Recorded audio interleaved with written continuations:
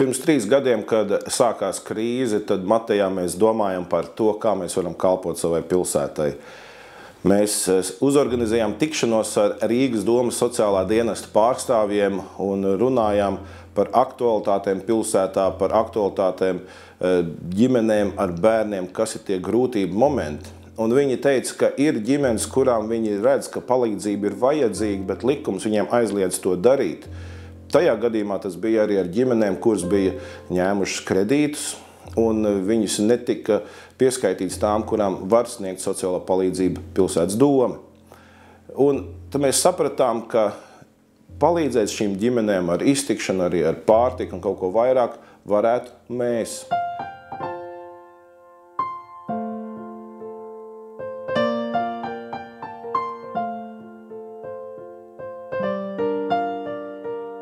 Tas bija vairāk nekā tikai jautājums par pārtiku, jo šie bija cilvēki, kas bija pat samērā labu rocību savu laiku bijuši, un viņiem bija ģimenes, viņiem bija bērni, domas par nākotni, par attīstību, bet viss bija zudis.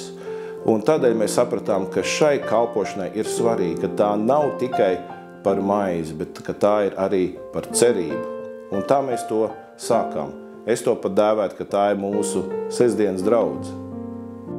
Reizi nedēļā Matejā notiek tāds pasākums, ko mēs saucam par kalpošanu trūcīgajām ģimenēm. Tas mērķis ir uzrunāt un aizsniegt tās ģimenes, kas dažāda iemeslu dēļ ir nonākuši trūkumā. Un mēs ne tikai palīdzam šīm ģimenēm ar pārtiku un apģērbu, bet arī sludinam no Dieva vārdu. Ik nedēļu Matejā ierodas ap 60 cilvēkiem no dažādām ģimenēm, un tā pārtika, ko mēs viņiem izdalām, aizsniedz apmēram 100 līdz 150 cilvēkus tātad šajās ģimenēs. Šogad sadarbībā ar Rīgas domu bija lieliski iespēja iesniegt projektu, kurā iespējams organizēt dažādas aktivitātes tieši šiem trūcīgiem cilvēkiem, kas dzīvo Mateja apkārtnē. Un caur šo projektu ar Rīgas domas atbalstu mēs organizējām vairākas nodarbības tieši bērniem, pusauģiem, pieaugušajiem. Ļoti noderīgs bija bērnu audzināšanas seminārs, kur tika stāstīts, kā pareizi audzināt bērnus atbilstoši bērna raksturam, temperamentam un tādām lietām, kā arī, manuprāt, vislabākais un visefektīvākais seminārs bija pieaugušajiem 7 veiksmīgu cilvēku paradumi. Ko tas seminārs iedeva? Viņš iedeva konkrētas prasmes un tādas izaicināja domāt par to, ko tu tieši tavā situācijā vari darīt, lai kaut ko uzlabotu savā dzīvē, lai tas, ko tu darītu, lai tas būtu tā mērķtiecīgi un efektīgi. Man sāp sirds par tiem bērniem, kas ir šeit Mateja apkārtnē. Ja pastaigājam par ielām, mēs redzam kazino uz katru kvartālu stūra. Mēs redzam alkohola tirdzniecības vietas ik pa solim. Un vakaros uzdarbojas narkotirgoņi un ielas meitas šeit stāv.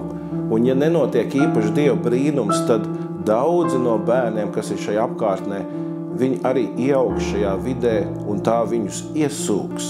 Tādēļ ir ārkārtīgi svarīga tā kalpošana, ko mēs kā draudze šeit varam darīt. Ir kaut kādas lietas, ko es redzu ikdienā. Es strādāju bankā, un es redzu, ka tā nepieciešamība ir. Ir ne tikai bagātie cilvēki, ir arī nabagie cilvēki. Un es atceros vienu gadījumu, ka strādājot filiālē, man atnāk pensionārs pie lodziņas, viņu izsaucu. Viņš saka, ka viņš grib izņemt naudiņu. Es skatos, ka viņam tieskatīta pensija. Precīzi neatceros, bet kaut kādi 80 lati. Un viņš saka, ka viņam vajag samaksāt par komunālajiem. Viņš aizskaita 70 latus par komunālajiem. Un vēl par telefonu 3 latus aizskaita. Un tad palikušo 7 latus viņš izņem ārā. Un tad es domāju, ar šo naudu viņam jādzīvo visu mēnesi. Un tad ir tā, ka būšu apskrienās, un tu nezini, kamuls kāp kaklā, arī nezini smieties vai raudāt. Tas ir traģiski. Un es neko nevaru palīdzēt viņam. Un tad man jālaist tas pensionārs mājās tāds, kāds viņš ir. Un, jā. Paldies Lauriņai, jebkurā gadījumā.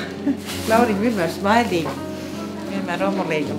Šausmīgi patīkams cilvēks. Visi tevi patīkam. Tiešām nākam tā kā uz mājām.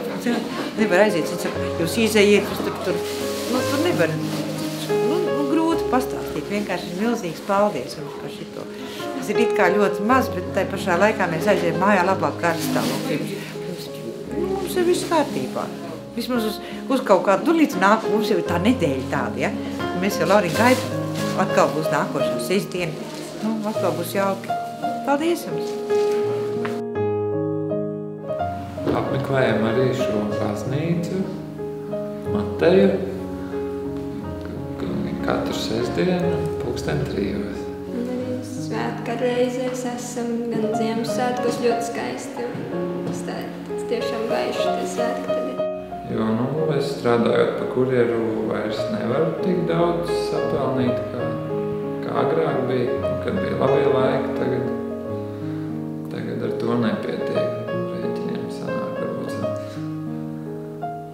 Tā. Mēs smeļamies to spēku šeit, lai mēs ikdienā pie kaut kādām rūpēm un ikdienas neveiksmēm vai kādām savādākām likstām, tad smeļamies un gūstam to no cilvēkiem, kas te nāk, un arī gan no mācītēji, kas savus runu stāsta. No Bībeles smeļamies to spēku, un tas Bībeles raksts, ka lasot, tas tiešām dažādi liek aizdomāties un nepadoties pie kaut kādu sarežģījumu, kas jau nonāk. Un dažādi tiešām vīrs strādā viens pats, un viņam nākas viss mūs uzturēt uz saviem pleciem. Mēs nepadodamies, mēs tomēr vairāk optimistiski vairāk. Vēl jāsaka paldies ziedotājiem, kas te ir Mateja draudzē, ar kuru palīdzību mēs tiekam pie paciņiem. Sākumā es domāju, ka tas būs, ka mēs nāksim un tā kā palīdzēsim un kaut kādā ziņā tur, tu varēsi ielikt to checkboxā, vai ne, ka tu tur esi kalpojis vai kaut kā tā. Bet ar laiku es sapratu, ka īstenībā mans domas un mans raksturs tik baigi mainīts caur to visu. Jo es saprotu, ka tas nav par mani vai kaut kā par to, ko es izdaru, bet tas ir tas, kad Jēzus mūs ir sūtījis to darīt, Jēzus mūs ir sūtījis kalpošiem cilvēkiem mīlēt, viņus atbalstīt. Un kaut kur tajā visā es varbūt drusciņi centos un pazaudēju arī savu egoismu, vairāk iegūt tiešām mācīties būt par gaismu un būt par mīlestību citiem.